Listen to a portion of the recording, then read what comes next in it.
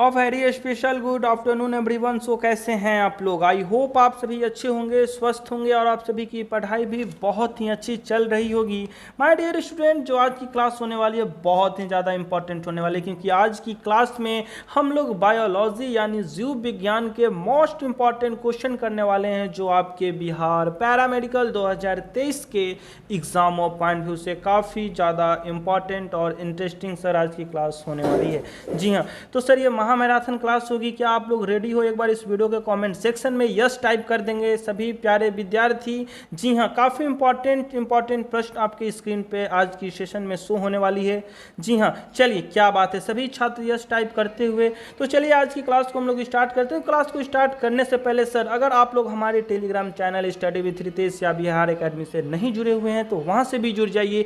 क्यों? क्योंकि वहाँ पे सर क्लास का आपको PDF नोट्स, हर एक वो नोटिस इन्फॉर्मेशन आपको सबसे पहले मिलती रहेंगी। जी हाँ, चलिए क्या बात है, अगर इस चैनल पे नए हो तो चैनल को भी सब्सक्राइब कर लीजिए और सेशन को भी शेयर कर देंगे। और इसी के साथ पहला प्रश्न स्क्रीन पे आ चुकी है, बिल्कुल फास्ट और करेक्ट आंसर यहाँ पे बताइए आप लोग क्या होगा। जी हाँ, कार्बोनिक एनहाइड्रेज एंजाइम पाया जाता है। क्या पूछ रहा है कि कार्बोनिक एनहाइड्रेज एंजाइम जो होता है वो कहाँ पाया जाता है। ओके, तो बात करते हैं पहले CO2 की। किसकी बात करते हैं? CO2 की। तो आप लोगों को पता होगा कि 20 से 25% CO2 का अकेला ट्रांसफ़र या ट्रांसपोर्ट कौन करता है? RBC करता है। कौन करता है बच्चों? RBC करता है। और 70% जो कार्बन डाइऑक्साइड होते हैं उसका ट्रांसपोर्ट किस फॉर्म में किया जाता है? बाइकार्बोनेट के फॉर्म में, बाइकार्बोनेट आयन के फॉर्म में। ठीक है, और 7% बचा, तो 7% जो होता है वो डिज़ोल्व स्टेट में उसका ट्रांसपोर्ट होता है। ये बात आप लोगों को पता है कि वो किस स्टेट में? डिज़ोल्व स्टेट में वो ट्रांसपोर्ट होता है। ठीक है, तो इसी के साथ हम बात करते हैं कार्बोनिक एनहाइड्रेज की। ओके, वेट इरेज कर देते हैं हम इसे। तो बात करते हैं हम कार्बोनिक एनहाइड्रेज की, इसकी बात करते हैं। ठीक है, तो देखो क्या होता है कि CO2 जो होता है वो RBC में इंटर करता है। कहाँ इंटर करता है? RBC में। और किससे रिएक्ट करता है? वाटर से। किससे रिएक्ट करता है? वाटर से। ठीक है, और क्या बना देता है? H2CO3। क्या बनाता है बच्चों? H2CO3। किस एंजाइम के साथ मिलकर? तो कार्बोनिक एंजाइम। किसके साथ? कार्बोनिक एंजाइम के साथ मिलकर ये क्या बना देता है आप लोगों को? H2CO3। ठीक है, उसके बाद क्या करता है? उसके बाद ये जब फिर से टूटता है तो ये किस फॉर्म में टूटता है? H+ आयन और HCO3-, यानी इसे क्या बोलते हैं? हम इसे बाइकार्बोनेट बोलेंगे। और यही जो बाइकार्बोनेट है, जो मैं आपको बता चुकी हूँ कि इसका 70% ट्रांसपोर्ट किस फॉर्म में होता है? बाइकार्बोनेट के फॉर्म में। ठीक है, तो ये क्या है? ये कार्बोनिक एनहाइड्रेज का आपसे लोकेशन पूछ रहा है, बट हम इसे उसका पूरा मेटाबॉलिज्म जान रहे हैं। ओके, ये क्या है? एक रिवर्सिबल क्या है? प्रोसेस है। ठीक है, या फिर आप इसे रिएक्शन भी बोल सकते हो। रिएक्शन है, ठीक है ना, रिवर्सेबल रिएक्शन है। तो जब लंग्स में ये होता है तो फिर से ये क्या होता है? रिवर्स होता है। H+ और HCO3 वो किस फॉर्म में आ जाता है? H2CO3 के फॉर्म में। देन आफ्टर वो CO और H2O के फॉर्म में टूट जाता है, और ये CO2 जो होता है वो लंग्स में रिस्पायरेशन के थ्रू बॉडी से आउट हो जाता है। ठीक है, तो ये आप पूरा मेटाबॉलिज्म समझ गए। अब हम किसकी बात कर रहे थे? कार्बोनिक एनहाइड्रेज की। तो मैं आपको स्टार्टिंग में ही बताई हूँ कि CO2 कहाँ इंटर करता है? RBC में। मतलब कार्बोनिक एनहाइड्रेज एंजाइम कहाँ पाया जाएगा? तो रेथ्रोसाइट या फिर RBC। किसमें बच्चों? रेथ्रोसाइट या RBC में। ओके, क्योंकि रेथ्रोसाइट को RBC बोलते हैं, ये आप लोगों को पता है ना। तो किसमें पाया जाएगा? रेथ्रोसाइट या फिर इसे कह लो RBC। ओके, तो इसका आंसर पता चल गया, तो option number C is correct. चलो इसी के साथ हमने अगले प्रश्न की तरफ बढ़ते हैं। इसमें थोड़ा डिस्कशन था बट इसको समझ लेना ज़रूरी था। ठीक है, इसीलिए मैंने इतना डिस्कशन किया, वरना नहीं करती। नेक्स्ट क्वेश्चन की तरफ मूव करते हैं। तो बच्चों जो हमारा नेक्स्ट क्वेश्चन है वो क्या बोल रहा है? डायफ्राम से संबंधित तंत्रिका होती है। डायफ्राम से संबंधित तंत्रिका पूछ रहा है, यानी नर्व्स पूछ रहा है। तो ऑप्शंस की तरफ बढ़ते हैं। फर्स्ट ऑप्शन क्या है? वेगस। सेकंड क्या है? फेर्निक। थर्ड क्या है? Third option is glossopharyngeal. And fourth क्या है? ट्राइजेमिनल। ठीक है, तो क्या पूछ रहा है आपसे? डायफ्राम से। ये डायफ्राम जो होता है बॉडी, ह्यूमन बॉडी में, ठीक है ना, ये ऐसे देख लो, ठीक है ना, इससे संबंधित तंत्रिका पूछ रहा है। क्या? नर्व्स पूछ रहा है। तो चलो इसको डायग्राम के हेल्प से समझते हैं। ठीक है, तो गाइस जो स्क्रीन पे दिख रहा है, आपसे क्या पूछा था कि डायफ्राम से संबंधित तंत्रिका पूछा था। ये आपका डायफ्राम है, ठीक है, और इसी से संबंधित तंत्रिका पूछा था। तो देखो ये जो है यहाँ से जो जा रहा है यही वो तंत्रिका है जो डायफ्राम से रिलेटेड है। ये क्या करता है, मोटर और सेंसरी नर्व्स को ट्रांसपोर्ट करता है, ठीक है। तो इसका नाम क्या है, तो इसका नाम क्या है बच्चों, फेर्निक नर्व।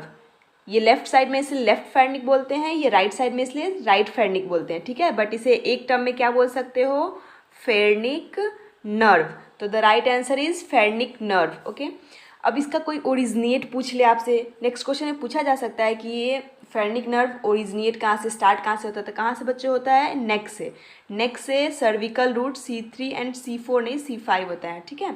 C5 सर्विकल रूट से, ठीक है, और लंग्स होते हुए हार्ट होते हुए ये डायफ्राम से आपका टच हो जाता है, ठीक है, डायफ्राम तक पहुंच जाता है, ठीक है। इसी को क्या बोलते हैं हम, फेर्निक नर्व, ओके। चलो इसी के साथ हम अपने क्वेश्चन की तरफ मूव करते हैं। तो उसका आंसर क्या होगा, फेर्निक नर्व। तो गाइस सेकंड का आंसर क्या था, फेर्निक नर्व। चलो इसे टिक आउट कर लेते हैं, फेर्निक यहाँ दिया हुआ है, नर्व्स नहीं दिया हुआ है, ठीक है। तो option number B is correct. चलो इसी के साथ अपने अगले प्रश्न की तरफ बढ़ते हैं। अगला प्रश्न क्या है, मानव की सामान्य श्वास दर होती है, कितनी होती है, ये सबको पता है, इसमें नो डिस्कशन। कितना है, 16 बार पर मिनट, मतलब 16 टाइम्स पर मिनट। The right answer is option number B, okay. चलो इसी के साथ अगले क्वेश्चन की तरफ मूव करते हैं। तो गाइस जो हमारा नेक्स्ट क्वेश्चन है वो क्या बोल रहा है, ऑक्सीजन का परिवहन होता है। ऑक्सीजन का परिवहन कहाँ होता है, अगर पिछले वीडियोस को देखा होगा तो उसमें मैंने बता चुकी हूँ, ठीक है। तो ऑप्शंस की तरफ मूव करते हैं, इसका आंसर जिसको आता है वो कमेंट बॉक्स में लिख दो। ऑप्शन नंबर क्या है, ब्लड प्रोटोप्लाज्म की बात कर रहा है, सेकंड आरबीसी की बात कर रहा है, थर्ड डब्ल्यूबीसी की बात कर रहा है, और फोर्थ क्या है, प्लेटलेट कोशिकाओं की बात कर रहा है, ठीक है। तो ये सबको पता है कि ऑक्सीजन का ट्रांसपोर्ट का काम कौन करता है, किसका काम है, तो आरबीसी का, रेड ब्लड सेल का, ठीक है। चलो इसी के साथ अपने अगले प्रश्न की तरफ बढ़ते हैं। तो गाइस जो हमारा अगला प्रश्न है वो क्या है, रुधिर में CO2 का वहन किस रूप में होता है। अभी मैंने CO2 की बात की थी ऊपर वाले क्वेश्चन में, किस क्वेश्चन में, क्वेश्चन नंबर फर्स्ट में, ठीक है। तो आपको पता था कि सबसे ज़्यादा जो 70% था वो किस फॉर्म में होता है, जल्दी से लिख दो, बाइकार्बोनेट के फॉर्म में। तो आंसर क्या होगा, सोडियम बाइकार्बोनेट। इसका आंसर क्या होगा, सोडियम बाइकार्बोनेट। इसका मैं डिस्कशन कर चुकी हूँ इसलिए इसमें डिस्कशन नहीं करूँगी। चलो इसी के साथ हम आगे बढ़ते हैं। तो गाइस जो हमारा नेक्स्ट क्वेश्चन है वो क्या बोल रहा है, सामान्य श्वसन को नियंत्रित करने वाला श्वसन केंद्र मनुष्य में स्थिर होती है। मतलब आपसे क्या पूछ रहा है, श्वसन केंद्र मनुष्य में कहाँ स्थित होती है या फिर स्थिर होती है, ठीक है। तो ऑप्शंस की तरफ बढ़ते हैं। तो फर्स्ट ऑप्शन क्या बोल रहा है, प्रमस्तिष्क में, या फिर अनुमस्तिष्क में, या फिर मध्य मस्तिष्क में, या फिर मेडुला ऑब्लेंगाटा में, ठीक है। किसको नियंत्रित करने वाला, श्वसन को, किसको, श्वसन को नियंत्रित करने वाला श्वसन केंद्र। ये बात याद रखना कि किसको नियंत्रित कर रहा है, श्वसन को नियंत्रित कर रहा है बच्चों, ठीक है। उसको क्या बोले हम, श्वसन केंद्र। वो कहाँ स्थित होता है, श्वसन केंद्र जो श्वसन को नियंत्रित करता है वो हमारे ब्रेन में कहाँ स्थित होता है। तो उसका लोकेशन क्या होता है, मेडुला ऑब्लेंगाटा में। कहाँ होता है वो, मेडुला ऑब्लेंगाटा में। जबकि इसको भी मैं डिस्क्राइब कर चुकी हूँ, सबका फंक्शन भी बता चुकी हूँ, कौन क्या करता है, कौन किस नर्व को कंट्रोल करता है, ठीक है। चलो इसी के साथ हम आगे बढ़ते हैं। तो गाइस जो हमारा नेक्स्ट क्वेश्चन है वो क्या बोल रहा है, एक अणु ग्लूकोज का फुल ऑक्सीकरण होने पर ऊर्जा प्राप्त होती है। एक एटम ऑफ ग्लूकोज का अगर ऑक्सीकरण हो रहा है तो कितना ऊर्जा प्राप्त होगा, ठीक है, वो भी कैलोरी में आपसे पूछ रहा है। तो आप बता दो ऑप्शन नंबर क्या है, 686 कैलोरी, या फिर 68600 कैलोरी, या फिर 686,000 कैलोरी, या फिर लास्ट ऑप्शन क्या है, 686 10,000 कैलोरी, ओके। तो चलो देखते हैं कि कितना ऊर्जा प्राप्त होता है एक अणु ग्लूकोज के ऑक्सीकरण होने पर, ठीक है। तो आप सभी को पता होगा कि ये एक डेटा है, सो याद करना पड़ता है, ठीक है। तो आप सभी को पता है कितना, 686,000 कैलोरी, कितना, 686,000 कैलोरी क्या होता है, ऊर्जा प्राप्त होती है। अगर इसे हम किलो में बोलना चाहें तो क्या बोलेंगे, 686 किलो कैलोरी। ओके। अगर आपसे कोई पूछ दे कि एटीपी कितना प्रोड्यूस होता है, तो आप सभी को पता है कि कुल यानी टोटल, फुल नहीं है यहाँ, कुल है, ठीक है, कुल यानी 38 एटीपी। कितना बच्चों, 38 एटीपी भी प्राप्त होता है। सॉरी,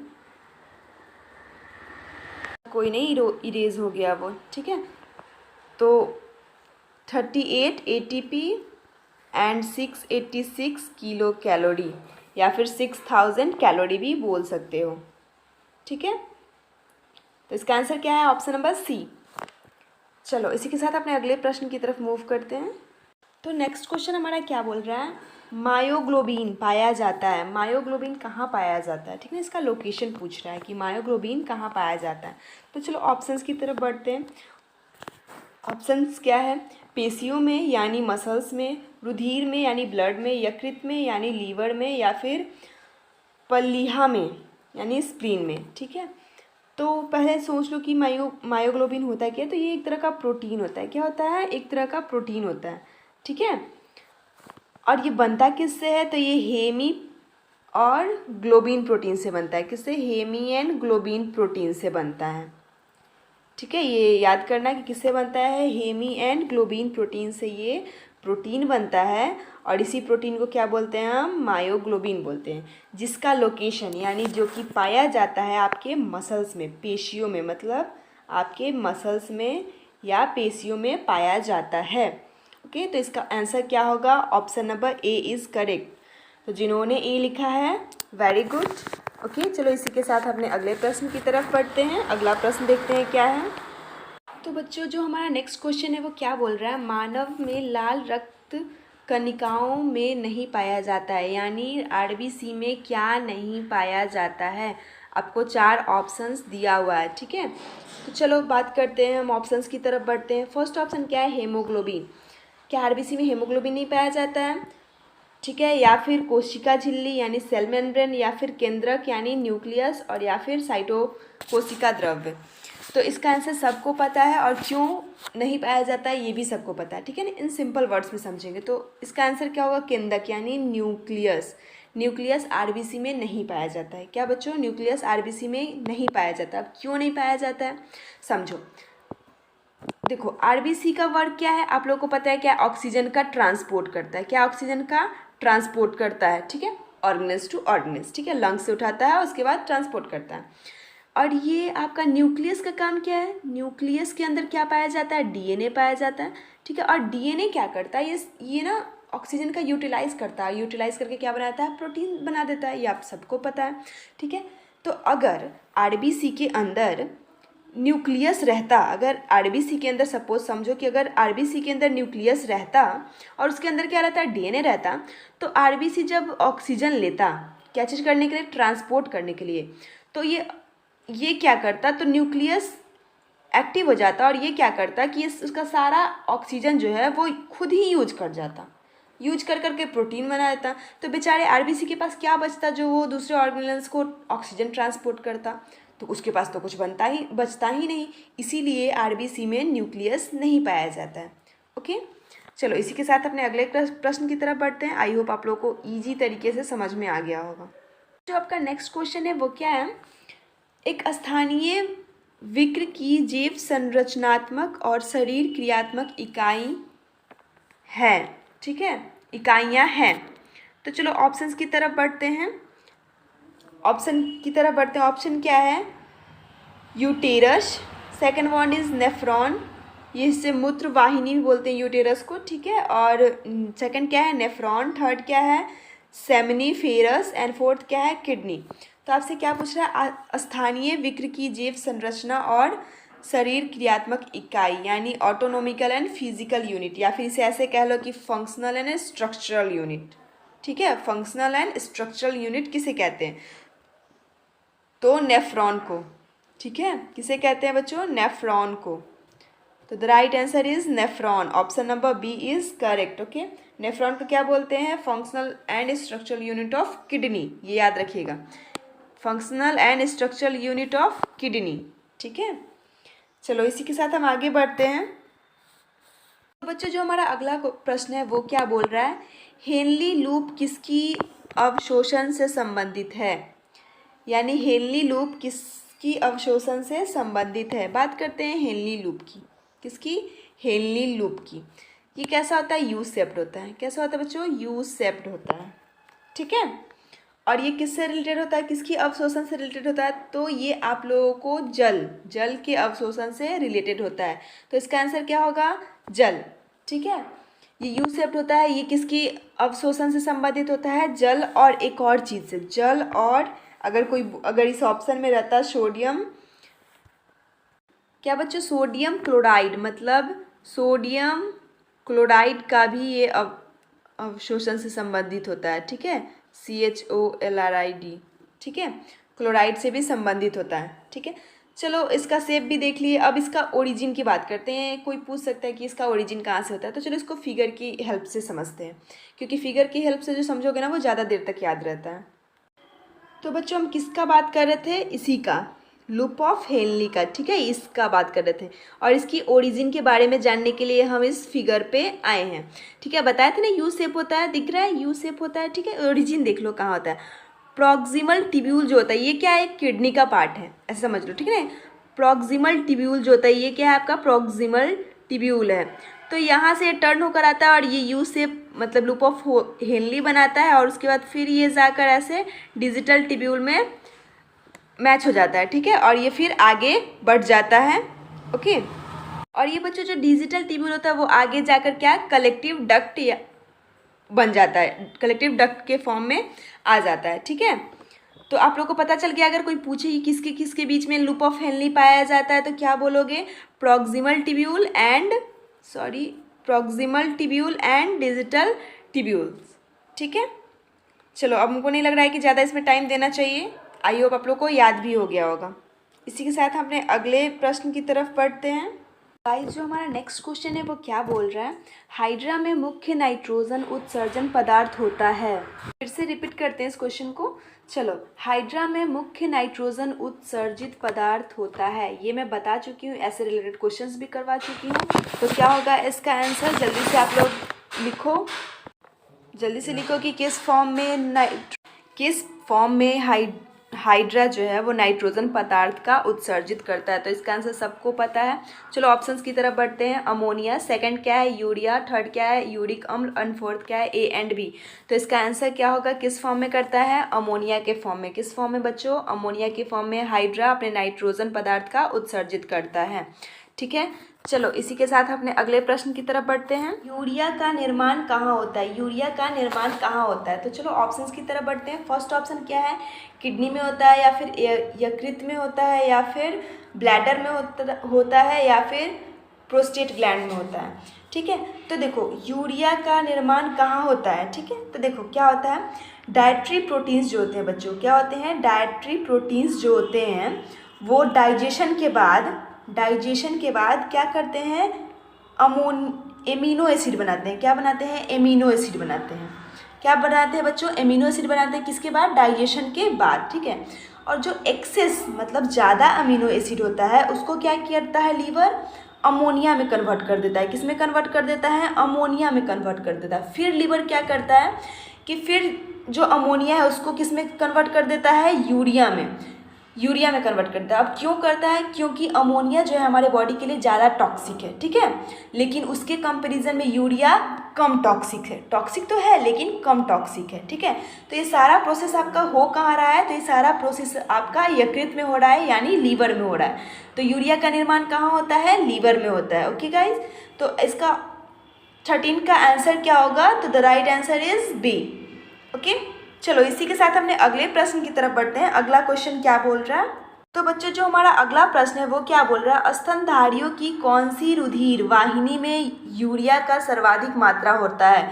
यानी आपसे क्या पूछ रहा है कि स्तनधारी यानी मैमल्स की बात कर रहा है, मैमल्स में कौन सा blood vessel highest amount of urea contain करता है। क्या highest amount of urea contain करता है, या फिर हिंदी में समझ लो कि कौन सा ब्लड वेसल ज़्यादा मात्रा में यूरिया को कंटेन करता है। ठीक है, तो ऑप्शंस की तरफ बढ़ते हैं। हमारा ऑप्शन क्या है? यकृत निवाहिका सीरा, या फिर यकृत सीरा, या फिर विकृत धमनी, या फिर यकृत धमनी। ठीक है, तो इसका आंसर क्या होगा? इसका आंसर जो होगा यकृत निवाहिका सीरा। कौन सा ब्लड वेसल्स? Hepatic vasculature. ठीक है, जो होता है, जो कि सबसे ज़्यादा हाईएस्ट अमाउंट ऑफ यूरिया को कंटेन करता है। ठीक है, यानी यकृत निवाहिका सीरा जो होता है वो सबसे अधिक यूरिया की मात्रा को कंटेन करता है। ठीक है, किसमें? मैमल्स में। चलो इसी के साथ आज के सेशन का लास्ट क्वेश्चन की तरफ हम लोग मूव करते हैं। अंतिम क्वेश्चन देखते हैं क्या है। गाइस, जो लास्ट क्वेश्चन है वो क्या बोल रहा है? हेनली लूप की आरोही भुजा किसके लिए परागमय होती है?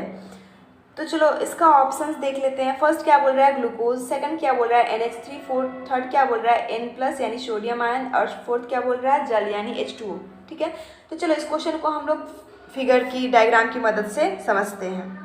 ठीक है, तो बच्चे जो स्क्रीन पे दिख रहा है वही क्या है? ये हेनली लूप है। ठीक है, ये हेनली लूप होता है, अब मैं बता चुकी हूँ। ठीक है, और आपसे क्या किसकी बात को पूछ रहा है? आरोही भुजा की बात, जो ये पार्ट है। यहाँ पे थोड़ा सा मिस्टेक रहता है NCERT में, इसे हम आरोही भुजा कहते हैं। क्या बोलते हैं? आरोही भुजा बोलते हैं, का मोटा खंड। ठीक है, तो इसी की बात कर रहा है। तो इसमें क्या पूछ रहा है कि कौन सा आरोही भुजा की हेनली लूप की आरोही भुजा किसके लिए परागमय होती है? तो यहाँ आपसे क्या पूछ रहा है? परागमय होती है। ठीक है, तो ये जो आपको तीर बता रहा है, ये क्या बता रहा है कि जैसे H+ आयन है, ये क्या है? ये आपका ये लेकर और ये बॉडी से आपको आउट कर देगा। अमोनिया है यहाँ पे। ठीक है, और ये तीर जो है ये क्या दर्शा रहा है कि किडनी जो है ये सब जो H+ आयन है, NaCl है, ये क्या किया? फिर से अवशोषित कर लिया और ये क्या हो गया? परागमय हो गया। ठीक है, तो चलो हमको इधर की बात नहीं करना है, हमको किसकी बात करना है? आरोही खंड की, आरोही भुजा की। ठीक है, तो इसमें क्या है जो कि आपका परागमय हो रहा है? तो ऑप्शंस में आप लोग देखे थे ना कि ऑप्शंस क्या क्या था? ग्लूकोज था, NH3 था, और Na मतलब सोडियम आयन था, और जल था। तो आप लोग देखो यहाँ पे इसको देखो, क्या NaCl है, मतलब सोडियम क्लोराइड है। तो इसमें क्या कर रहा है कि मतलब सोडियम आयन तो ले ही रहा है ना, परागमय हो रहा है ना। आरोही भुजा किसका परागमय कर रहा है? तो सोडियम आयन का। तो इसका आंसर क्या होगा बच्चों? सोडियम आयन का आरोही भुजा क्या करता है? परागमय करता है। ठीक है, आई होप आप लोग समझ गए होंगे। तो फिर क्वेश्चन को स्क्रीन पे लाते हैं। बच्चों इसका आंसर मैंने क्या बताया? कौन सा आयन है? Sodium ion. ठीक है, जिसका हेनली लूप की आरोही भुजा क्या करती है? परागमय करती है। ठीक है, तो the right answer is option number C। Okay, स्वादिष्ट भोजन देखकर मुंह में पानी आ जाता है, यह है हार्मोन संबंधी प्रतिक्रिया की, या फिर स्नायु संबंधी प्रतिक्रिया की, या फिर दृष्टि संबंधी प्रतिक्रिया की, या फिर सूंघने संबंधी प्रतिक्रिया की? अगर सामने में आपके भोजन रखा जाए, जैसे कि सामने में भोजन रखा जाता है, तो उस भोजन को देखकर जब कोई भी भोजन नहीं, मैं स्वादिष्ट भोजन की बात करूँ, स्वादिष्ट भोजन की रखा गया हो तो आपको क्या? मुंह में पानी आ जाता है तुरंत। ठीक है, उसे देख कर ही। क्यों? क्योंकि एक प्रोसेस होता है, उसको क्या बोलते हैं कि अगर स्वादिष्ट भोजन को देखकर मुंह में पानी आता है, उस प्रोसेस को क्या बोलते हैं? सैलिवेशन कहते हैं। क्या बोलते हैं? सैलिवेशन कहते हैं। ठीक है, तो उस समय क्या होता है कि आपका सैलिवरी ग्लैंड जो है ना वो एक्टिव हो जाता है और सैलिवा रिलीज़ कर देता है। ठीक है, वो आपके मुंह में आ जाता है कि जल्दी से अब तुम स्वादिष्ट भोजन खाओ, और वो सैलिवा में मिक्स होकर ईजिली पेट में चला जाए। ठीक है, तो ये तो सैलिवरी ग्लैंड अपना काम कर लेता है, लेकिन ये इन्फॉर्मेशन देता कौन है? ये प्रतिक्रिया दिखाता कौन है? तो जिसको इसको आंसर पता है जल्दी से आप लोग कमेंट बॉक्स में कर दो, और जिसको नहीं पता है उसके लिए हम हैं। ठीक है, तो इसका क्वेश्चन का आंसर क्या होगा? स्नायु संबंधी प्रतिक्रिया, यानी न्यूरोलॉजिकल रिस्पॉन्स है। क्या है? न्यूरोलॉजिकल रिस्पॉन्स है। न्यूरोलॉजिकल रिस्पॉन्स से आप लोग क्या समझ रहे हैं कि जो न्यूरॉन होते हैं, ठीक ना, वो क्या करते हैं? वो इन्फॉर्मेशन पास करते हैं। ठीक है, और देन आफ्टर आपका सैलिवा जो है वो अपना वर्क करने के लिए तत्पर रहता है। ठीक है, तो आई होप इसी के साथ ये क्वेश्चन आप लोगों को समझ में आ गया होगा। तो स्क्रीन पे जो दिख रहा है वो नेक्स्ट क्वेश्चन है। वो क्या बोल रहा है? मानव में पीत का स्राव होता है, यानी bile is secreted in humans. क्या बोल रहा है? Bile is secreted in humans. तो चलो ऑप्शंस में देखते हैं, जिसको उसको आंसर आता है आप लोग प्लीज़ कमेंट बॉक्स में लिख दिया करो। ठीक है, तो क्या जो बाइल सेक्रेट होता है ह्यूमन में वो किस ऑर्गन से होता है? क्या अग्नाशय में होता है, या फिर छोटी आंत में, या फिर ग्रस नली में, या फिर यकृत में? चलो इंग्लिश के ऑप्शंस को रीड करते हैं। In the pancreas, in the small intestine, in the oesophagus, and the liver. जल्दी से इसका आंसर करो कि बाइल जो होता है ह्यूमन में वो किस ऑर्गन से सेक्रेट होता है। तो ये सभी को पता होगा कि किससे सेक्रेट होता है, यकृत में यानी लीवर में, ठीक है, यानी लीवर से, ठीक है, या फिर लीवर में भी बोल सकते हो। तो इसी के साथ हम अपने अगले क्वेश्चन की तरफ मूव करते हैं। इसमें ज़्यादा कुछ डिस्कशन नहीं है। तो गाइस जो हमारा नेक्स्ट क्वेश्चन है वो क्या है, वो सेम क्वेश्चन को थोड़ा सा टर्न कर दिया गया है, जो सेकंड क्वेश्चन था उसी को, ठीक है। नेक्स्ट क्वेश्चन क्या बोल रहा है, बाइल का स्रोत होता है, बाइल का सोर्स क्या है? तो क्या है, लीवर होगा। स्टोमक से तो सेक्रेट होता नहीं है, लार्ज इंटेस्टाइन में होता नहीं है, और गॉल ब्लैडर में होता नहीं है। तो क्या होता है, लीवर में होता है। क्या होता है, लीवर में होता है, ठीक है। तो इसका स्रोत क्या है, लीवर, ठीक है। और ये स्टोर कहाँ होता है, ये बाइल अगर पूछ ले आपसे कोई कि ये स्टोर कहाँ होता है, ठीक है ना, तो ये कहाँ होता है, गॉल ब्लैडर में। कहाँ होता है बच्चों, गॉल ब्लैडर में, ओके। याद रखना, स्टोर्ड गॉल ब्लैडर में होता है, और रिलीज़ कहाँ से होता है, तो लीवर से, ठीक है। चलो इसी के साथ अपने अगले प्रश्न की तरफ मूव करते हैं। तो इसका आंसर पता चल गया होगा, option B is correct, okay. Next question क्या बोल रहा है, मानव शरीर में निम्न में से किसका हिस्सा आकार है, आकार सबसे बड़ा है, ठीक है। मानव शरीर में निम्न में से किसका आकार सबसे बड़ा है? तो चलो ऑप्शंस की तरफ बढ़ते हैं। थायराइड, यकृत,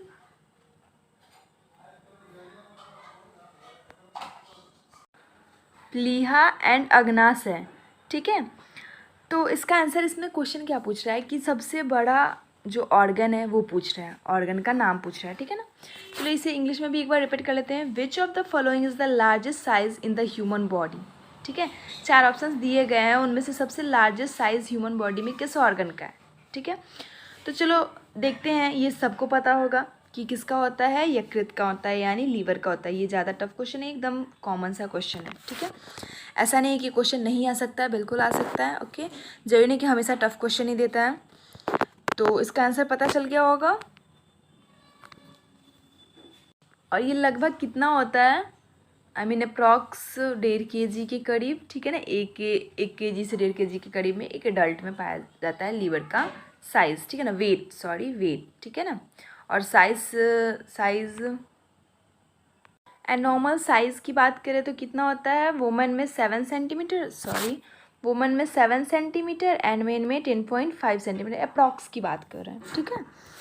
चलो इसी के साथ अपने अगले प्रश्न की तरफ मूव करते हैं, देखते हैं हमारा अगला क्वेश्चन क्या है। नेक्स्ट क्वेश्चन जो है वो सिर्फ पढ़ना है, क्योंकि वो भी सेकंड क्वेश्चन और थर्ड क्वेश्चन की तरह एक दूसरे से रिलेटेड था और आंसर सेम था, ठीक है। तो मैं इतना हिंट्स दे दी, तो इसका भी आंसर आप लोग बता दो। मानव शरीर का सबसे बड़ा आंतरिक अंग कौन सा है, यकृत, हृदय, अग्नाशय, गुर्दा। तो बता दो इसका क्या होता है, सबसे बड़ा क्या है, हमारा लीवर है, यानी यकृत है, ठीक है। कितना इसका साइज़ बता दिए हैं और इसका वेट भी हम बता दिए हैं, ठीक है। तो यहाँ कोई डिस्कशन नहीं है। नेक्स्ट क्वेश्चन क्या बोल रहा है, कार्बोहाइड्रेट, प्रोटीन और वसा का पूर्ण पाचन कहाँ पर होता है, यानी बॉडी की बात कर रहा है। बॉडी में कार्बोहाइड्रेट, प्रोटीन और वसा यानी फैट्स का पूर्ण पाचन यानी कंप्लीट डाइजेशन कहाँ पे होता है, ग्रसनली में, पेट में, छोटी आंत में या बड़ी आंत में, ठीक है। तो जिसको आंसर पता है वो जल्दी से कमेंट बॉक्स में लिख दो, ठीक है। चलो इंग्लिश में भी एक बार रीड कर लेते हैं। Where does complete digestion of carbohydrate, protein, fats takes place, ठीक है। तो आपसे क्या पूछ रहा है कि जैसे स्टोमक में तो होता है, ठीक है, स्टोमक यानी पेट में तो होता है, बट कंप्लीट डाइजेशन की बात कर रहा है। क्या बोल रहा है, कंप्लीट डाइजेशन की बात कर रहा है। अगर डाइजेशन का स्टार्ट बोला जाए कि डाइजेशन स्टार्ट कहाँ से होता है, तो वो आपके माउथ से ही स्टार्ट हो जाता है। जब आप फूड को डालते हो और उसको पतले पतले छोटे छोटे टीनी में चेंज करते हो, कन्वर्ट करते हो, उसको च्यू करके चबा कर, तो डाइजेशन आपका वहीं से स्टार्ट हो गया। लेकिन फाइनल यानी कंप्लीट डाइजेशन कहाँ पे एंड होता है, ठीक है, कहाँ पे होता है। तो इसका आंसर जिसको उसको पता है जल्दी से कमेंट बॉक्स में लिख दो। तो कहाँ पे होता है गाइस?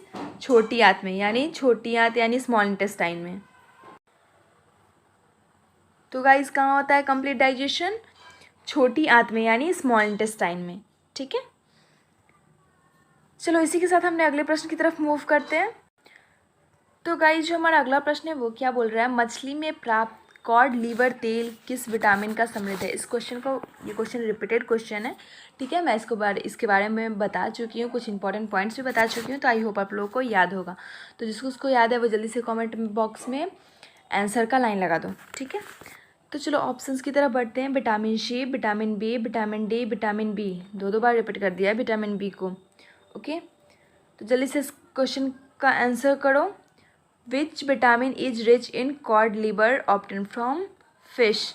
ठीक है, तो ये सबको पता होगा और 100% बच्चे का आंसर करेक्ट होगा। ऑप्शन से इज करेक्ट। ठीक है ना, विटामिन डी पाया जाता है, ठीक है, मछली के कॉड लिवर तेल में। ठीक है, चलो इसी के साथ हमने अगले प्रश्न की तरफ मूव करते हैं।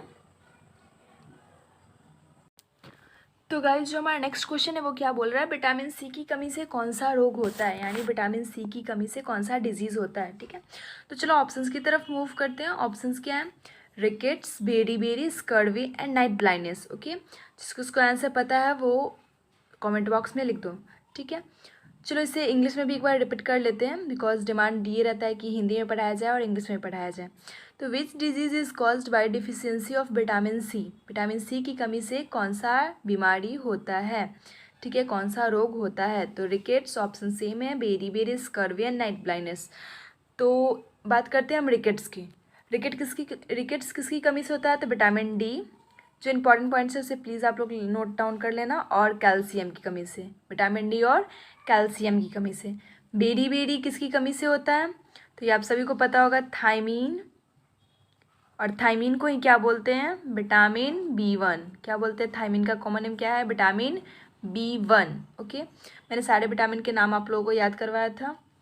स्कर्वी किस विटामिन की कमी से होता है? तो विटामिन सी की कमी से। क्या? विटामिन सी की कमी से स्कर्वी होता है। ठीक है, एंड नाइट ब्लाइंडनेस किसकी कमी से होता है? विटामिन ए की कमी से। तो इसका आंसर पता चल गया कि ऑप्शन से इज़ करेक्ट। स्कर्वी जो है वो क्या है? अब विटामिन सी की कमी से होता है। ठीक है, चलो इसी के साथ हम अपने अगले प्रश्न की तरफ मूव करते हैं। नेक्स्ट क्वेश्चन क्या बोल रहा है? प्रोटीन की कमी से निम्न में से कौन सी बीमारी होती है, यानी प्रोटीन की कमी से कौन सी डिजीज़, कौन सा रोग हमें होता है। ठीक है, अगर बॉडी में प्रोटीन की कमी हो जाए तो ऑप्शंस क्या दिया हुआ है? क्वासिकर, रिकेट्स, बेरी और स्कर्वी।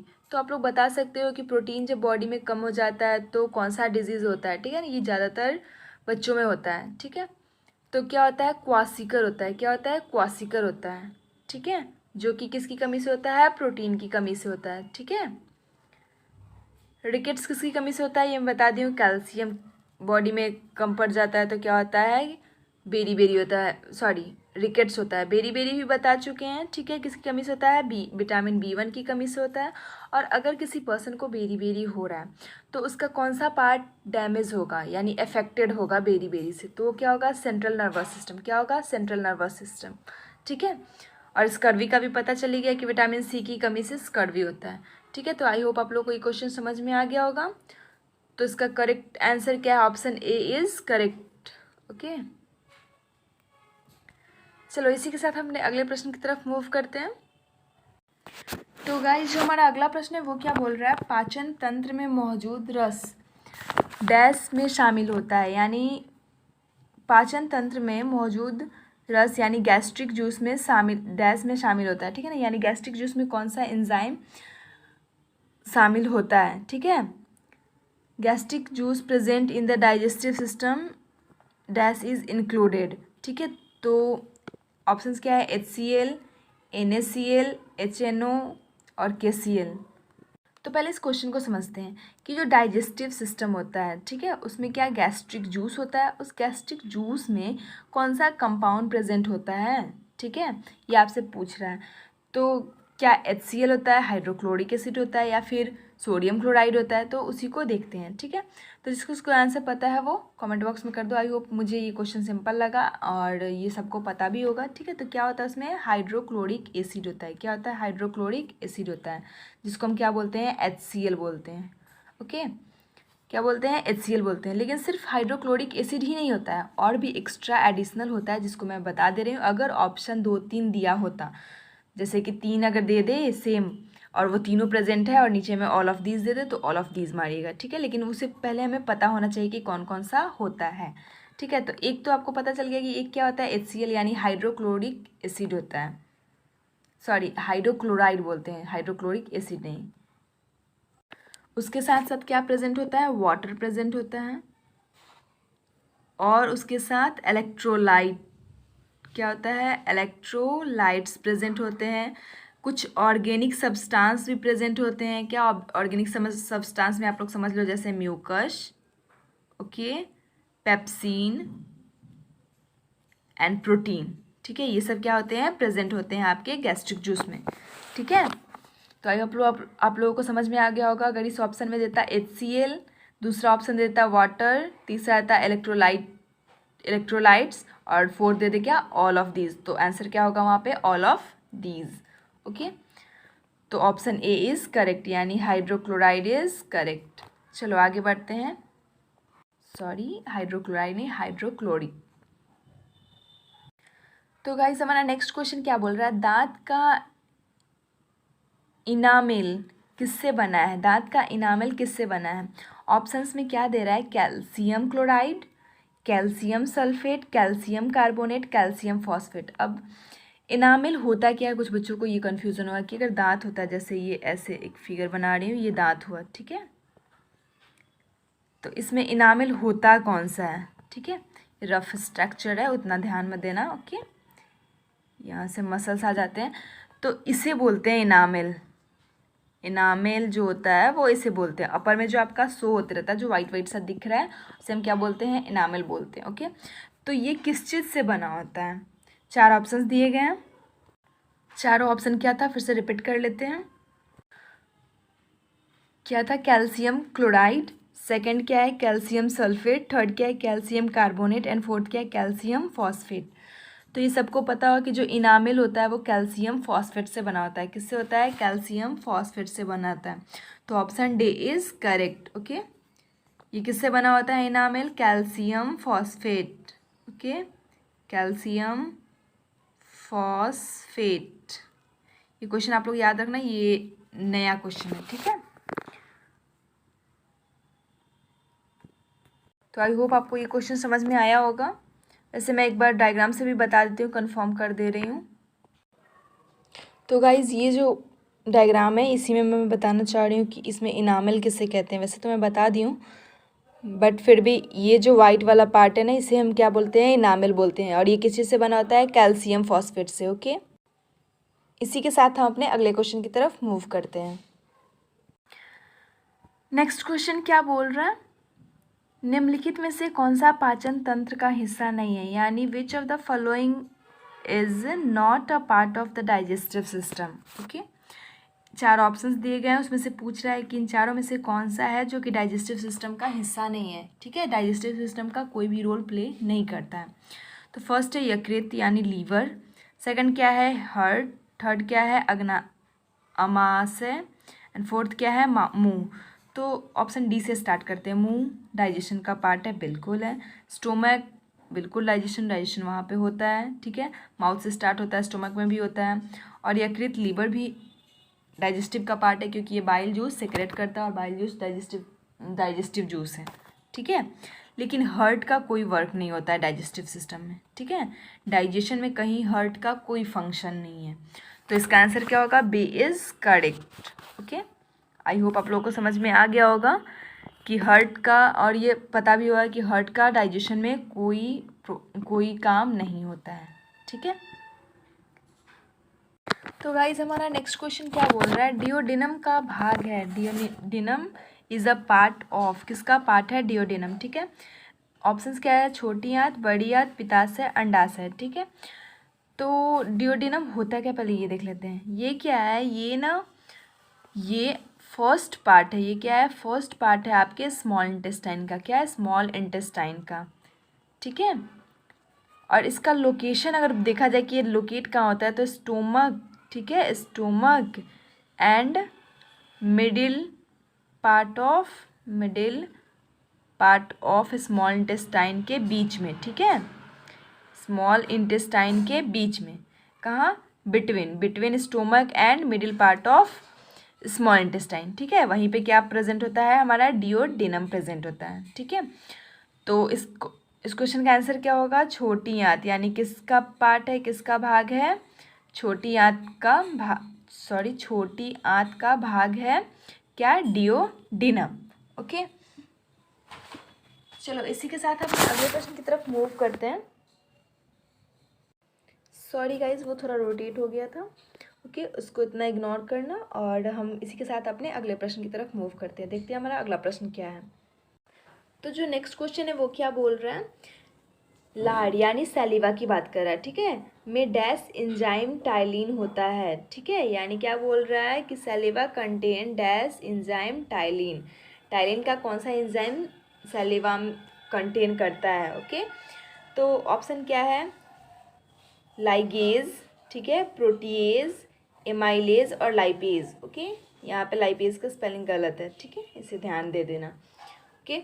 तो वो कौन सा टाइलिन एंजाइम कंटेन करता है, तो लाइगेज की बात करें तो लाइगेज कंटेन नहीं करता है, ओके। प्रोटीएज भी नहीं करता है, क्या करता है, एमाइलेज करता है। तो फिर करता कौन है, एमाइलेज टाइलिन जो है वो सैलिवा कंटेन करता है। क्या करता है,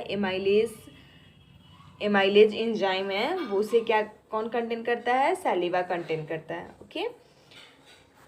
चलो हम अपने अगले प्रश्न की तरफ मूव करते हैं। इसमें कुछ ज़्यादा डिस्कशन नहीं है, ये याद कर लेना कि जो हमारा सैलिवा है वो कौन सा टाइलिन एंजाइम कंटेन करता है, तो एमाइलेज, ओके।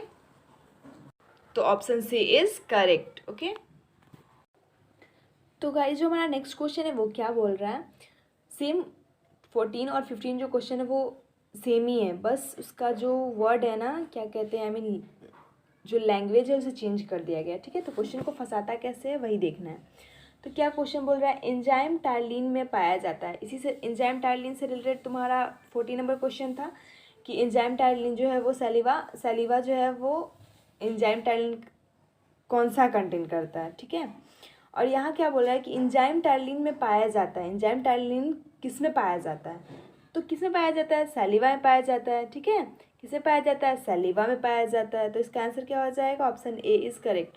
और सैलिवा में पाया जाता है और इसमें कौन सा एंजाइम कंटेन करता है, तो ये मैं बता चुकी हूँ, क्या था, एमाइलेज, क्या था, एमाइलेज, ओके। तो ये दोनों क्वेश्चन सेम ही थे, बस थोड़ा सा डिफरेंस था, थोड़ा सा अलग था, और बस लैंग्वेज का डिफरेंस था। अगर दोनों क्वेश्चन को समझा जाए तो और कुछ नहीं है। एक और इम्पॉर्टेंट बात बता देती हूँ कि अगर आप लोगों को पीडीएफ चाहिए तो वो टेलीग्राम पे अवेलेबल है, टेलीग्राम ज्वाइन कीजिए और वहाँ से आप लोग पीडीएफ ले सकते हो, ठीक है।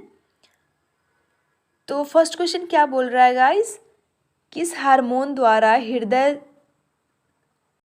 संपदन तथा रुधिर दाब बढ़ जाते हैं, यानी क्या बोल रहा है, किस हार्मोन के कारण heart beat and blood pressure क्या हो जाता है, बढ़ जाता है। Heart beat and blood pressure क्या होता है, बढ़ जाता है, किस हार्मोन के कारण।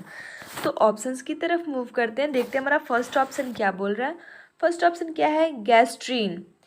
फर्स्ट ऑप्शन क्या बोल रहा है, गैस्ट्रीन। क्या गैस्ट्रीन हार्मोन की वजह से heart beat and blood pressure increase हो जाता है, तो बिल्कुल नहीं। एड्रेनलिन ग्लैंड की वजह से होता है क्या, यानी एड्रेनलिन हार्मोन के कारण होता है, यानी हार्ट बीट और ब्लड प्रेशर बढ़ता है। तो जी हाँ, बिल्कुल एड्रेनलिन हार्मोन के कारण ही आपके बॉडी का ब्लड प्रेशर और हार्ट बीट इंक्रीज होता है, ओके। सेकंड क्या था, प्यूटिटरी का पता है क्या करता है, ये कंट्रोल करता है ग्रोथ को, ओके। इस क्वेश्चन का आंसर क्या होगा, option B is correct, adrenaline hormone, ठीक है। चलो इसी के साथ हम नेक्स्ट क्वेश्चन की तरफ मूव करते हैं और देखते हैं हमारा नेक्स्ट क्वेश्चन क्या बोल रहा है। तो गाइस जो हमारा नेक्स्ट क्वेश्चन है वो किससे है, प्यूटिटरी ग्लैंड से। किससे है, प्यूटिटरी ग्लैंड से। प्यूटिटरी ग्लैंड कहाँ स्थिर होता है, यानी आपसे पूछ रहा है कि प्यूटिटरी ग्लैंड कहाँ स्थिर होता है। तो देखते हैं ऑप्शंस क्या क्या दिए हुए हैं। फर्स्ट ऑप्शन क्या बोल रहा है, मस्तिष्क। सेकंड क्या बोल रहा है, तिल्ली। थर्ड क्या बोल रहा है, यकृत। और फोर्थ क्या बोल रहा है, अराउंड द ट्रैकिया। तो प्यूटरी ग्लैंड का लोकेशन कहाँ है, कहाँ वो स्थिर रहता है, ठीक है।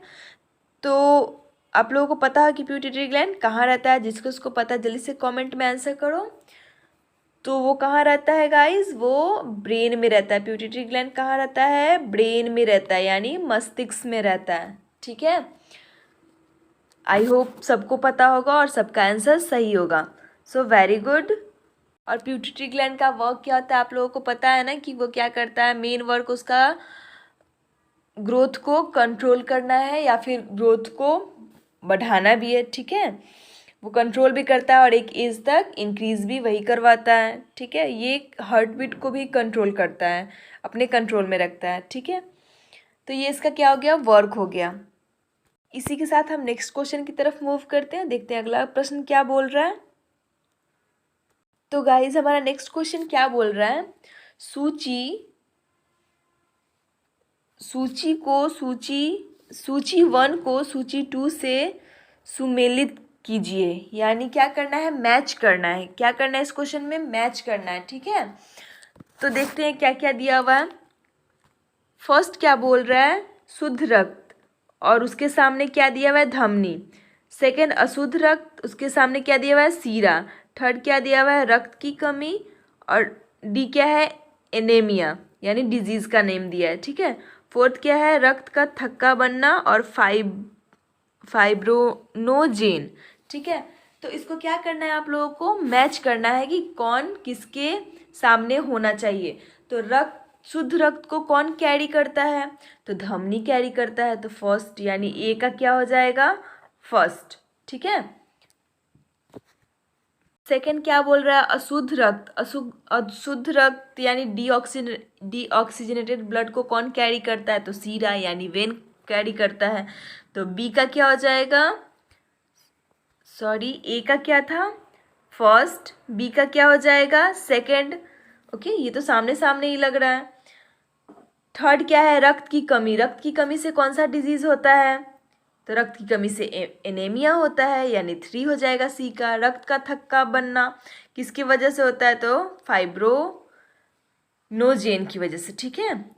तो क्या रहा है, 1 2 3 4। अब ऑप्शंस की तरफ मूव करते हैं, 1 2 3 4। ये तो फर्स्ट ऑप्शन ही बोल रहा है 2 3 4, ये होगा नहीं, सेकंड भी, थर्ड भी नहीं होगा एंड फोर्थ भी नहीं होगा। तो option A is correct. Okay, option A is correct. Okay, इसमें कोई प्रॉब्लम नहीं होना चाहिए इस क्वेश्चन में।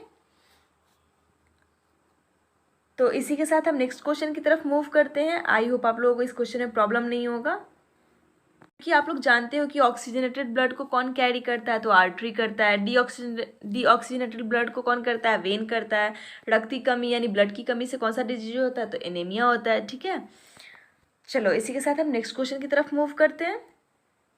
तो गाइस हमारा नेक्स्ट क्वेश्चन क्या बोल रहा है, निम्नलिखित में से कौन सा कथन गलत है। यानी आपके सामने 4 ऑप्शंस दिए गए हैं और उसमें से पूछ रहा है कि इन चारों में से कौन सा सेंटेंस रॉन्ग है, यानी कौन सा सेंटेंस गलत है, ठीक है।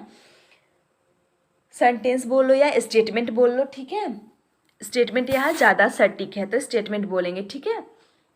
सॉरी सेंटेंस बोलने के लिए।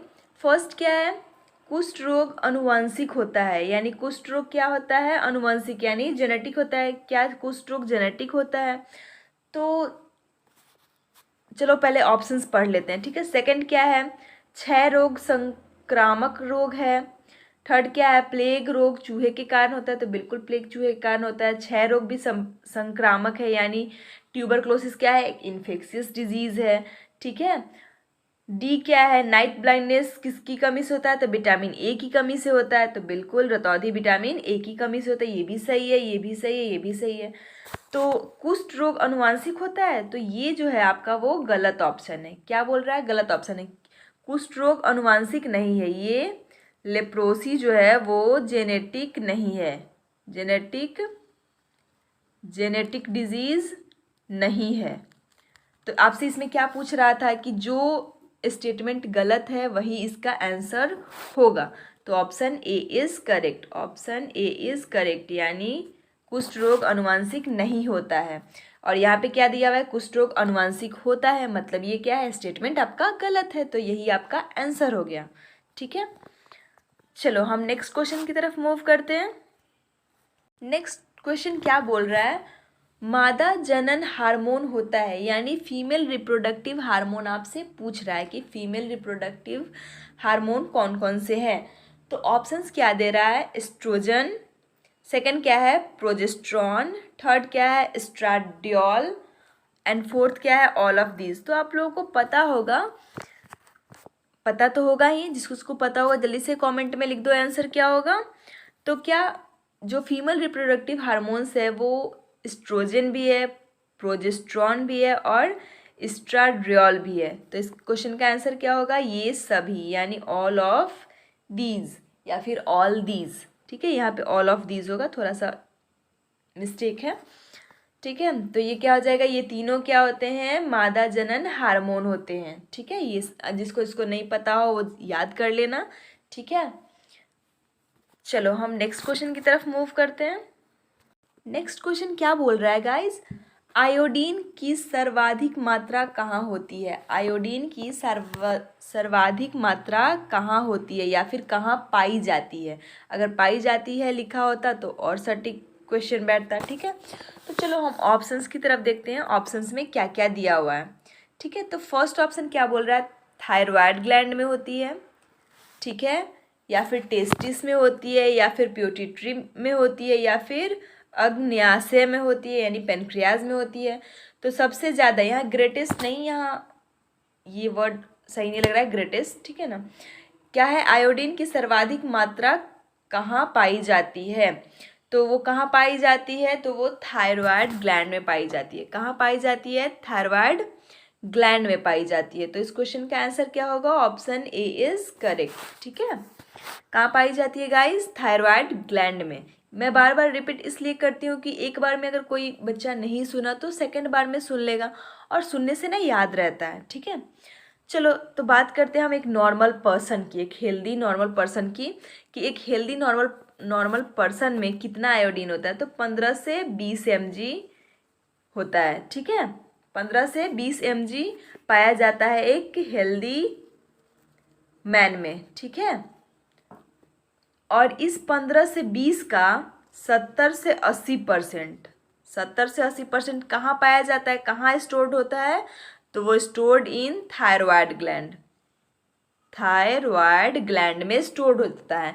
किसका 70 से 80%, इस 15 से 20 mg का 70 से 80% जो होता है वो थायराइड ग्लैंड में स्टोर्ड होता है। इसीलिए क्या बोला जाता है कि थायराइड ग्लैंड में सर्वाधिक मात्रा में आयोडीन पाया जाता है। ठीक है, चलो हम नेक्स्ट क्वेश्चन की तरफ मूव करते हैं। तो नेक्स्ट क्वेश्चन क्या बोल रहा है, तंत्रिका तंत्र द्वारा किस हार्मोन के स्राव नियंत्रण होता है, यानी क्या बोल रहा है, किसकी बात कर रहा है, नर्वस सिस्टम की। ठीक है, किसकी बात कर रहा है, नर्वस सिस्टम की। ओके, तो क्या बोल रहा है यहाँ पे, नियंत्रण होता है, हार्मोन के स्राव नियंत्रण होता है यानी कंट्रोल होता है। ठीक है, तो ऑप्शंस क्या दे रहा है कि पीनियल पे होता है, ठीक है, या फिर प्यूटिट्री के पस से पिंड, या फिर थायराइड, या फिर टेस्टिस।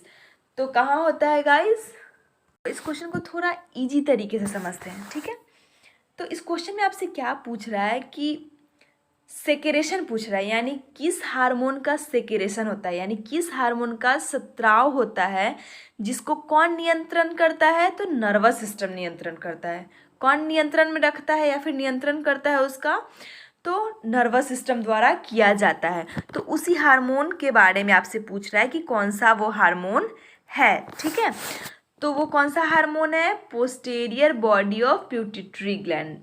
ठीक है, पोस्टीरियर बॉडी ऑफ प्यूटिट्री हार्मोन बोल लो। ठीक है, ग्लैंड नहीं, हार्मोन बोल दो।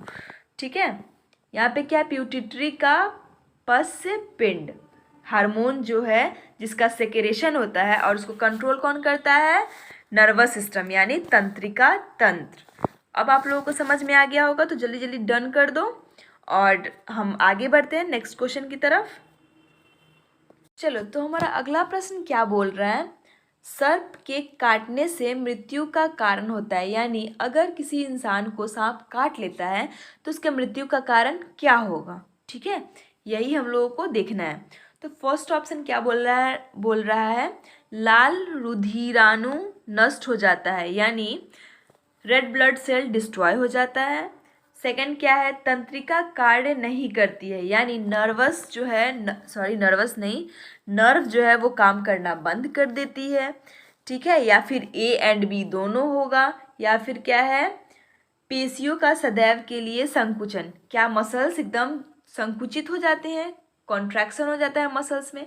तो इस क्वेश्चन का जिसको इसको आंसर पता होगा वो जल्दी से कमेंट में लिख दो। ठीक है, तो आखिर होता क्या है, सांप जब काटता है ना तो उसका रेड ब्लड सेल जो होता है वो क्या होता है, वो डिस्ट्रॉय हो जाता है। क्या हो जाता है, वो डिस्ट्रॉय हो जाता है और नर्वस सिस्टम काम करना बंद कर देता है। नर्वस सिस्टम नहीं, नर्व जो होता है, वेन जो होता है, वो सब क्या करता है, काम करना ही बंद कर देता है। ठीक है, उसके अंदर थक्का जम जाता है, क्योंकि जब आरबीसी डिस्ट्रॉय होगा तो वो सब क्या क्लॉट हो जाएगा, थक्का जम जाएगा, तो ब्लड का फ्लो होगा ही नहीं, तो नर्व काम करना बंद कर देगा, और नर्व काम करना बंद कर देगा तो हार्ट बीट के पास आपका ब्लड नहीं पहुंचेगा, वो पंप नहीं करेगा, तो आप जाहिर सी बात है कि जब हार्ट आपका बैठ गया, काम करना बंद कर दिया, तब तो आपका डेथ होगा ही।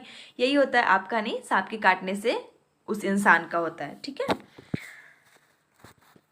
चलो, तो आप लोगों को समझ में आ गया होगा ये क्वेश्चन। तो इसका आंसर क्या होगा, जल्दी से लिख दो आप लोग कमेंट में, A and B. Okay, option C is correct. तो आप लोगों को समझ में आ गया कि अगर किसी व्यक्ति को सांप काटता है तो किस वजह से वो मरता है। ठीक है, किस वजह से वो मरता है, तो क्या होता है, उसका रेड ब्लड सेल जो होता है वो डिस्ट्रॉय हो जाता है और नर्व जो है वो काम करना बंद कर देता है, ब्लड हार्ट के पास पहुंचता नहीं है, हार्ट बंद हो जाता है, काम करना, पंप ही नहीं करता है। ठीक है, तो जब हार्ट बंद हो जाता है तो इंसान मर जाता है। ओके, चलो हम नेक्स्ट क्वेश्चन की तरफ मूव करते हैं और देखते हैं हमारा नेक्स्ट क्वेश्चन क्या बोल रहा है। नेक्स्ट क्वेश्चन क्या बोल रहा है, गंगा में रहने वाली डॉल्फिन है, गंगा में जो डॉल्फिन पाई जाती है वो क्या है, क्या वो इचनियोडर्माटा है, या फिर रेप्टाइल्स है यानी सरीसृप है, या फिर एनेलिडा है, या फिर स्तनधारी, स्तनी दिया हुआ है, स्तनधारी लिख दो। स्तनधारी यानी आप लोग समझते हो ना, मैमल्स।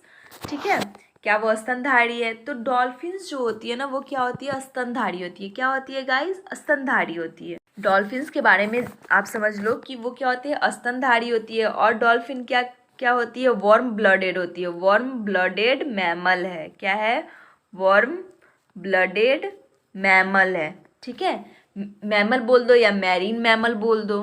ठीक है, ये सांस कैसे लेती है, तो सारी मछलियाँ जहाँ गिल्स का यूज करती है, ये क्या करती है, अपने लंग्स का यूज़ करती है सांस लेने के लिए। ये इसका जो सांस लेती है नोज़ के थ्रू लेती है, और इसका वर्क क्या करता है, इसके पास लंग्स होता है। ठीक है, उसी के यूज़ की वजह से ये सांस ले पाती है, यानी गैसेस का एक्सचेंज कर पाती है। ठीक है, तो ये क्या होती है, स्तनधारी होती है। तो इस क्वेश्चन का आंसर क्या होगा, ऑप्शन डी इज करेक्ट।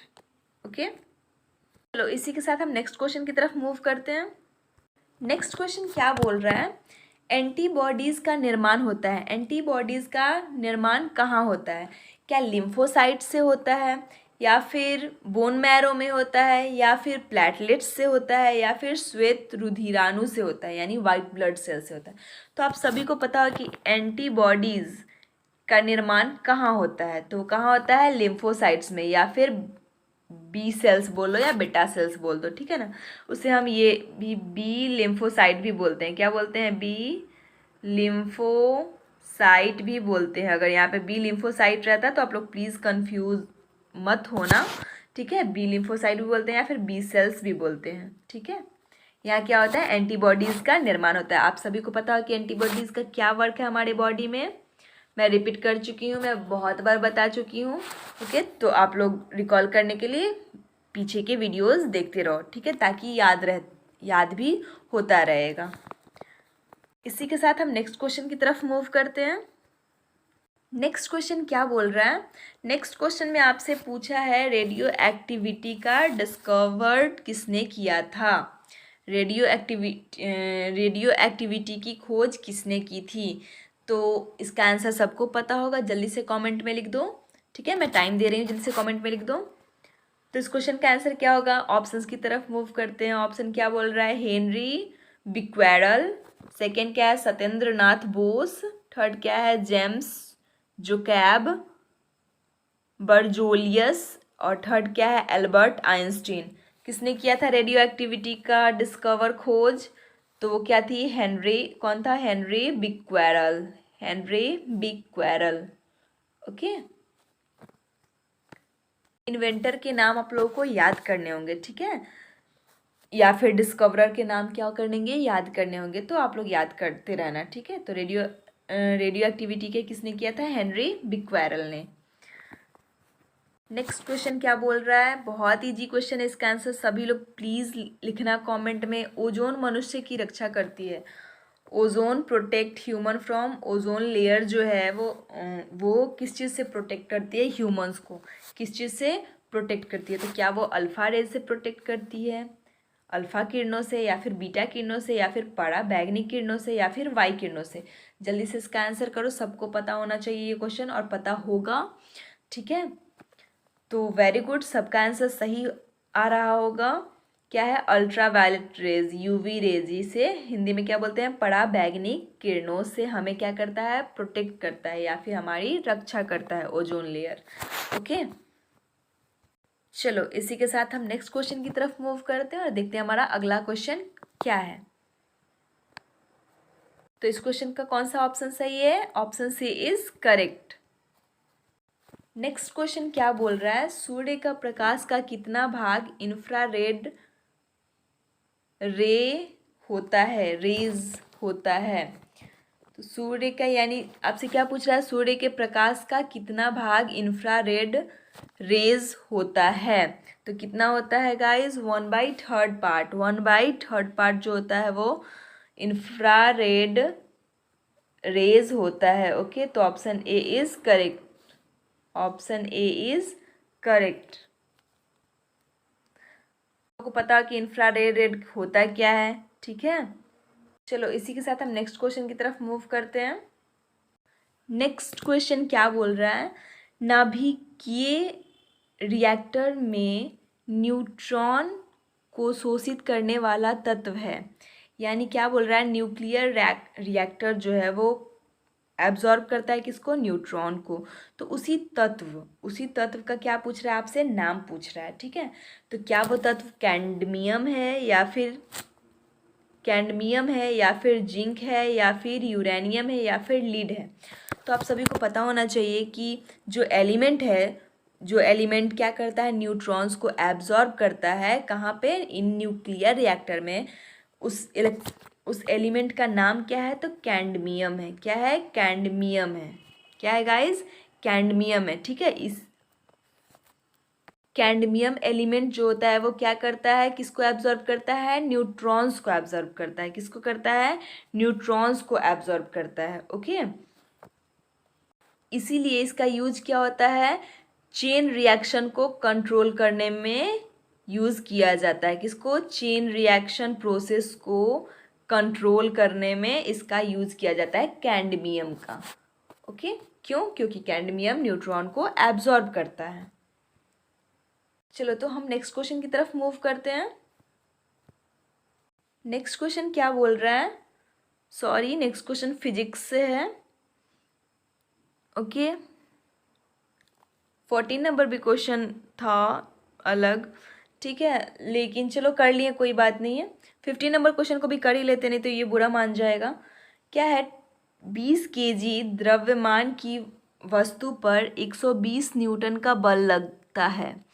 वस्तु में उत्पन्न त्वरण की गणना करें। यानी आपसे क्या पूछ रहा है कि a force is 120 Newton is exerted on an object of mass 20 kg।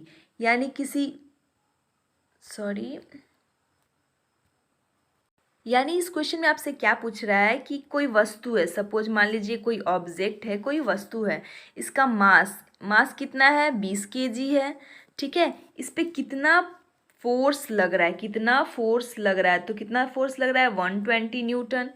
ऐसा यूनिट न्यूटन है, आपको पता होगा ना, ठीक है। मास का ऐसा यूनिट क्या है केजी है, तो कितना फोर्स लग रहा है 120 न्यूटन, ठीक है। और मास कितना है इस ऑब्जेक्ट का, तो 20 kg। अब आपसे पूछ रहा है कि इसका एक्सिलरेशन कैलकुलेट करो, इसका एक्सिलरेशन क्या करो, कैलकुलेट करो, ठीक है। तो चलो कैलकुलेट करते हैं। तो एक्सिलरेशन निकालने का फॉर्मूला क्या होता है, तो F/m होता है फोर्स बाई मास होता है। क्या होता है, फोर्स बाई मास होता है। तो फोर्स कितना लग रहा था गाइस 120 न्यूटन, ओके। और मास कितना दिया हुआ है, तो 20 न्यूटन दिया, 20 kg दिया हुआ है। तो 0 से 0 कैंसिल, 2 से 6 टाइम यानी 6। अब एक्सेलरेशन का ऐसा यूनिट क्या होता है, जल्दी से लिख दो कमेंट में जिसको उसको पता होगा। तो कितना होता है मीटर पर सेकेंड स्क्वायर, मीटर पर सेकेंड स्क्वायर। तो इस क्वेश्चन का आंसर क्या होगा 6 मीटर पर सेकेंड स्क्वायर। यानी उस ऑब्जेक्ट का एक्सेलरेशन कितना होगा, वो ऑब्जेक्ट जो है वो कितना एक्सेलरेशन प्रोड्यूस करेगा 6 मीटर पर सेकेंड स्क्वायर।